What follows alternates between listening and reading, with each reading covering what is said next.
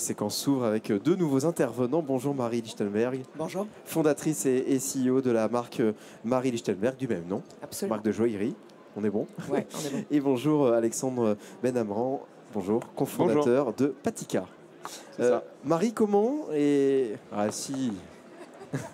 Tu veux pas commencer? Comment as-tu lancé ta marque de joaillerie justement? Il y a combien de temps et comment? Alors, la marque a 6 ans. Je ne l'ai pas lancée. Je pense que j'ai subi un lancement. Ok. Donc, ce qui n'est pas exactement la même chose. Et tant mieux, je suis très heureuse que ça soit passé comme ça. J'ai entrepris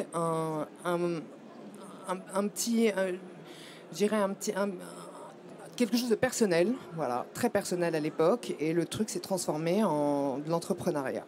Un peu malgré moi. Attends, je veux plus de concret là. Eh ben, en gros, j'ai dessiné un truc dans ma salle à manger, seule, avec des jeunes enfants, et je venais de changer de métier, j'étais dans la presse. J'ai dessiné un bijou que j'ai produit, que j'ai posté sur Instagram, et c'est parti largement en couille depuis en 6 ans. C'est parti comme ça. Précis. Ouais. Ok, là c'est précis. Alexandre, pourquoi avoir repris, puisque c'est un rachat, l'entreprise Patika, il y a 12 ans maintenant? Oui, effectivement, Patika n'a pas commencé avec moi. Elle a été créée en 2002 par un apothicaire, un pharmacien parisien qui avait retrouvé une formule d'apothicaire qui est toujours au catalogue, qui s'appelle l'huile absolue. Il avait créé la marque Patika autour de ce produit.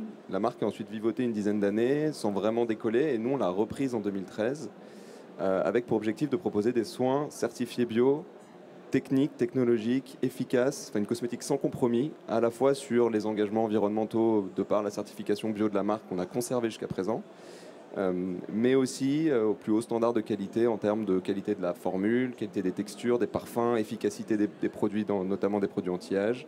Voilà, l'objectif c'était de rassembler le monde de la cosmétique bio, qui était un peu balbutiant et qui n'était pas connu pour sa qualité, et la cosmétique sélective haut de gamme, dans une seule marque. Voilà.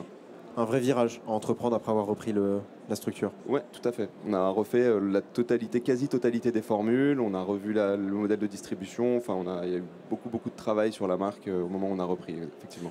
Vous partagez le fait d'être, désolé, mais des petits dans des marchés qui sont très concurrentiels. Non mais, c'est vrai. Ouais, mais physiquement très très intéressant. Exactement. Voilà. On va y venir. Et du coup, vous partagez cela tous les deux. Et donc, il faut, quand on est un petit dans un marché avec beaucoup de gros et très concurrentiel, il faut trouver des innovations, il faut innover, il faut trouver des clés pour s'en sortir. Marie, est-ce qu'au départ de ton projet, même si j'ai compris que c'était arrivé un petit peu comme ça, est-ce que tu as à un moment donné, alors si c'est pas au départ, c'est un peu après, pensé à la montagne de choses et aux différents défis qui se présentaient à toi? Pas du tout, et tant mieux. En tout cas, ce que je sais, c'est que ma plus grande chance à l'époque, c'était ma totale ignorance du business et de ce milieu-là, du milieu et de la joaillerie et de la production. Je n'y connaissais rien, je ne savais même pas faire une facture, je ne savais pas ce qu'était la TVA.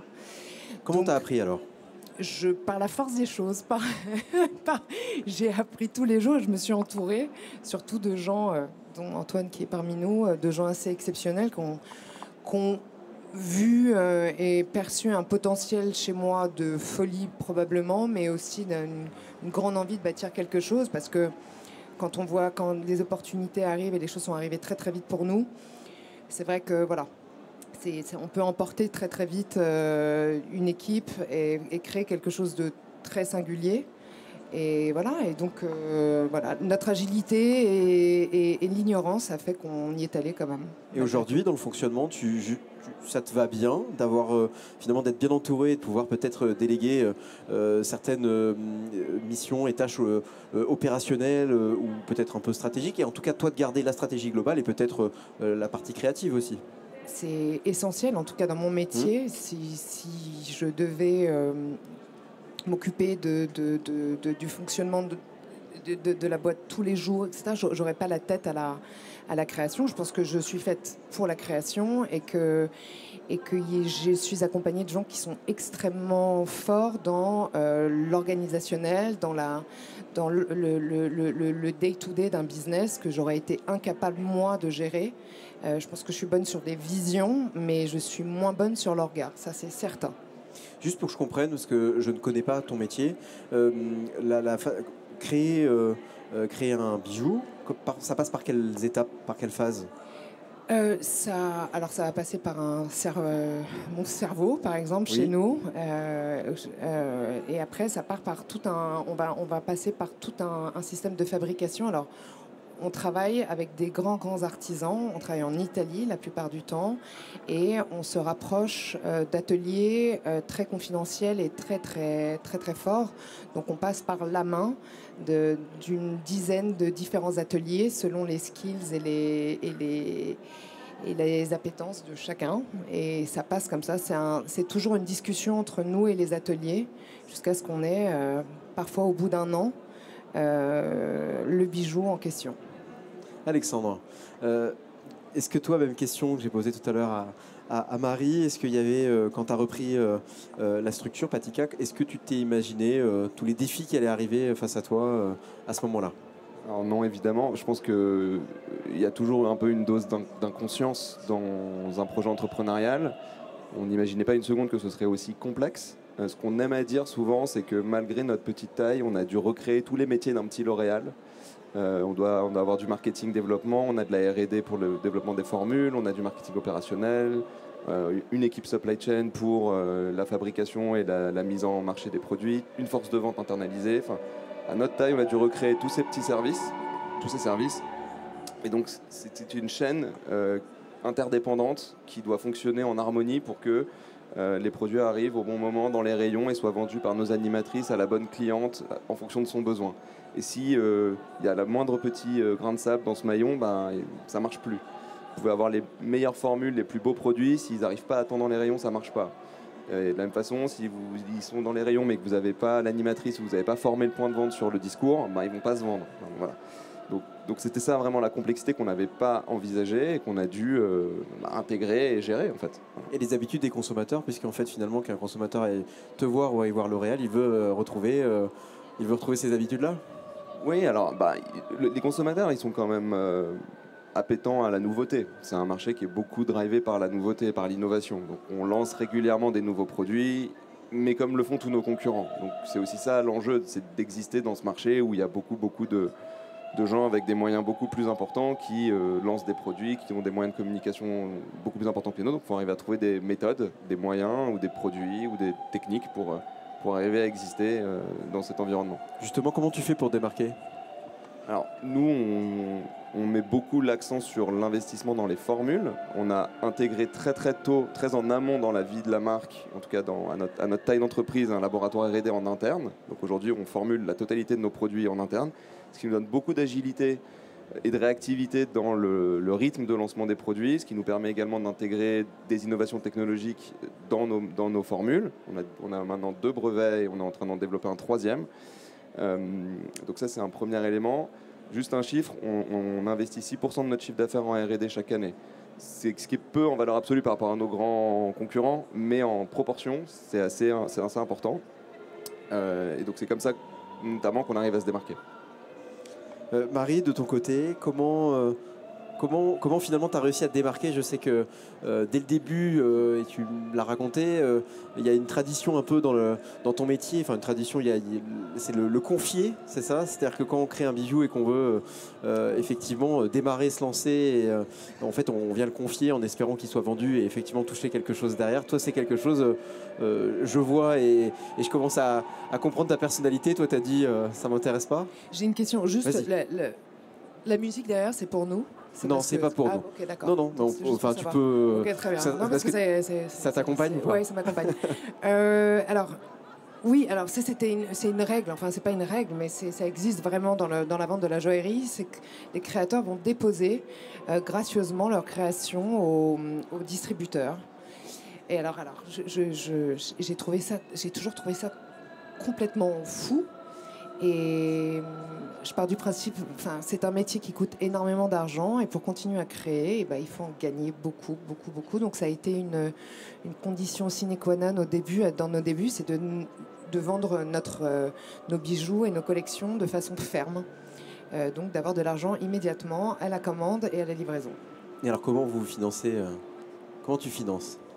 La BPI, les banques, tout ça, tout ça. Raconte-moi, dis-moi en plus. En fait, on a été, donc on est toujours indépendant, mais pendant 2-3 ans, on a travaillé, on a eu une très forte croissance.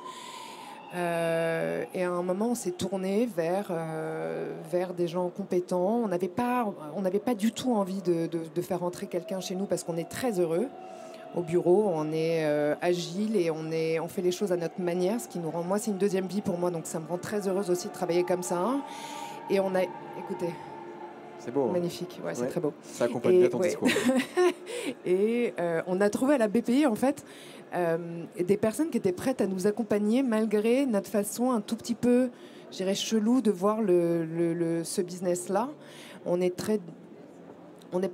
a une façon très disruptive de communiquer, de distribuer, de répondre à la contrefaçon aussi. Et donc il y a plein de choses dans notre façon de faire qui est pas commune. Classique, je dirais. Et on a été entendu ici à la BPI en tout cas. C'était justement le sens de ma question. Est-ce que tu penses qu'il y a de la place aussi pour des business models ou une méthodologie ou une construction d'entreprise qui soit différente de ce qui se fait dans la norme? Méthodologie, j'en sais rien. Moi, je fais tout à l'envers et comme je le sens, donc je ne sais pas, je ne connais pas ce mot de méthodologie. Alors ça marche parce que je suis pas toute seule, parce qu'il y a des mecs derrière qui ont la méthodologie. Après, je pense qu'il y a des... Je pense que les clients, en tout cas, attendent... ils attendent ce que disait Alexandre de la nouveauté, etc. Mais aussi une façon de présenter des produits, une façon de... La joaillerie, c'est quelque chose de très, très, très... très sensible, de quelque chose de très particulier. On rentre dans la vie des gens d'une façon très, très particulière. Ça coûte très, très cher aussi. Donc, proposer quelque chose de particulier me semble être une bonne idée quand on fait ce métier-là. Et quand on propose des pièces qui vont aller de 2 000 à 300 000 euros chez nous, par exemple, je préfère proposer quelque chose dont je suis fière et qui me ressemble, en tout cas qui ressemble à l'état d'esprit de notre boîte, que de me caler sur quelque chose qui n'a pas de sens. Vous êtes indépendant, donc c'est ce que tu disais. Alexandre, de ton côté indépendant pendant 12 ans, aujourd'hui il y a un projet de levée de fonds. Non, il y a eu une levée de fonds en juillet. Qui a été faite en juillet, oui, tout à fait. Raconte-moi un petit peu cette levée de fonds. Ça s'est très bien passé. En fait, jusqu'à présent, on a eu la chance, et je rejoins Marie sur le fait qu'on a voulu rester indépendant le plus longtemps possible. On a pu le faire, mais il arrive un moment où la taille en fait vous rattrape, et dans notre industrie, en tout cas dans notre activité, plus la boîte grossit, plus son BFR grossit avec, et il arrive un moment où on n'était plus en mesure de le financer indépendamment. Donc là s'ouvrent deux choix, soit vous ralentissez et pour rester complètement indépendant, ce qui n'était pas vraiment notre état d'esprit. On avait envie de continuer à grossir, notre ambition c'est de créer un des leaders du soin de demain. Soit vous vous adossez à quelqu'un qui a des poches suffisamment profondes pour accompagner cette croissance. Et c'est le choix qu'on a pris. Là où on a eu beaucoup de chance, en tout cas on l'a choisi aussi, notre investisseur, c'est que c'est une famille française, un family office qui a une vision de long terme, qui partage nos valeurs sur l'authenticité de notre démarche de création de produits, sur notre volonté de faire du Made in France, de bénéficier à la filière industrielle française. Donc on s'est beaucoup retrouvé on s'est beaucoup aligné sur ces valeurs-là avec notre investisseur, et c'est pour ça que ça s'est très bien passé. Voilà. Marie, une levée de fonds Peut-être. Levée de fonds. Est-ce que c'est une étape qui te paraît en tout cas, ou est-ce qu'on te dit que c'est une étape obligatoire? C'est pas obligatoire. Je pense que effectivement, ça dépend où est-ce qu'on veut aller. Alors j'ai très peu tendance à décélérer. J'ai plutôt tendance je suis une sensationnaliste, donc je vais aller chercher les choses plus loin. Souvent, si je veux aller beaucoup plus loin, il va falloir beaucoup d'argent que j'ai pas forcément. Donc, mais au-delà d'aller chercher des investisseurs, il faut chercher aussi. C'est ce que tu disais, Alexandre, tout à l'heure. Il faut chercher aussi des gens qui ont une compréhension du temps long Aller chercher des mecs qui vont pas vouloir faire des cash-out de malades en 3 ans, puisque notre industrie ne permet pas de faire ça. En tout cas, nous, il nous faut du temps. Il faut donc une compréhension, un vocabulaire commun. Et donc, c'est plutôt, on parle de smart money, a priori, par rapport à ça. Donc oui, si on tombe sur une nana, un mec, un dingo génial, etc., évidemment, parce que ça reste des conversations et c'est hyper intéressant. Voilà. Si c'est juste pour faire de l'argent et rendre notre produit moins intéressant, c'est pas possible. Alexandre, tu fais quoi comme bilan? C'est court, juillet, mais quel premier bilan, là, on est fin septembre, tu fais de ta levée de fonds? Très court, mais pour l'instant, tout est au vert, tout va bien. C'est une famille qui était dans l'industrie de la distribution, donc ils ont des super réflexes et des contacts un peu partout. En tout cas, ils sont très moteurs, ils ont envie de nous aider et ils sont très pertinents. Ils nous apportent une expertise qu'on n'a pas forcément en interne sur la distribution, ce qui est très intéressant. Voilà, parce que dans notre métier de la cosmétique, c'est beaucoup de l'opérationnel et de la distribution. On a près de 3000 clients retailers individuels, toutes les pharmacies partout en Europe, des enseignes de grands magasins, des enseignes de parfumerie sélective. Donc c'est de la gestion d'une multitude de points de vente. Donc c'est des enjeux de distribution. Tu parles d'Europe, donc tu parles d'international. Est-ce que l'innovation et les produits que tu travailles diffèrent en fonction des pays ciblés ou des marchés que tu peux avoir? Non, pas encore. On n'a pas encore la taille pour pouvoir faire ça. Et la plupart de la très large majorité de notre activité se fait dans des pays européens qui sont culturellement proches de la France. Donc en fait, on n'a pas ce besoin encore. Mais on commence à se développer dans des pays un peu plus exotiques, notamment au Moyen-Orient, au Mexique, où ils n'ont pas la même carnation, ils n'ont pas les mêmes envies, ils n'ont pas les mêmes besoins, ils n'ont pas la même approche du soin. Et donc, on gagnerait dans ces pays-là à avoir des produits un peu plus spécifiques pour cette population. Mais malheureusement, on n'a pas, puis on n'a pas encore les volumes dans ces pays pour que ça se justifie. De ton côté, est-ce que toi aussi tu t'adaptes? Est-ce que les créations sur lesquelles tu peux travailler sont différentes en fonction des pays ou des marchés que tu peux cibler? Oui, alors on ne va pas s'adapter. En tout cas, on va écouter et regarder ce qui se fait ailleurs très attentivement, ce qui, le plus souvent, nous aide à améliorer nos produits. Par exemple, on est très fort aux États-Unis et on est en train d'ouvrir le Japon. Et la façon de consommer du bijou, nous, on est sur le stacking, on est on est sur l'opulence, etc. Et la façon dont les Japonais voient nos produits est extrêmement différente. Et tout d'un coup, d'arriver sur ce marché-là nous a aussi permis de pouvoir épurer, réfléchir à des esthétiques nouvelles, sans appauvrir ce qu'on faisait. Donc ça nous fait toujours réfléchir, bosser. Après, on ne peut pas s'adapter. Puis de toute façon, ce n'est pas la demande, c'est qu'il faut garder quand même son ADN en proposant quelque chose qui soit compréhensible dans plusieurs pays. Après, bon, on va essayer, je ne sais pas ce que ça donne. On essaye. Pour conclure ensemble, j'aimerais bien qu'on parle du programme accélérateur. Vous avez participé tous les deux à des programmes d'accélérateur. Qu'est-ce que vous en gardez, Marie? C'était quand? C'était là, c'était ces 2 dernières années. J'en garde un truc essentiel quand on entreprend au départ. On en a parlé avec Alexandre tout à l'heure, avec des enfants qui arrivent en même temps. Quand on entreprend, quand on a la gueule dedans, c'est une prise de recul, l'accélérateur, qui est essentiel, obligatoire et qu'on ne prendrait jamais si cet accélérateur... s'arrêter pour réfléchir quand on est en pleine ascension et quand on est en pleine ascension ou développement ou whatever, c'est très important. Moi, je retiens ça, d'avoir pu m'arrêter, réfléchir et prendre probablement des meilleures décisions que si j'avais pas attendu et pris un tout petit peu de recul sur ce qui se passait. Alexandre, sur ton programme, c'était quand, toi, de ton côté? Ça remonte à il y a quelques années, je pense que c'était 2020 ou 2021. 2021.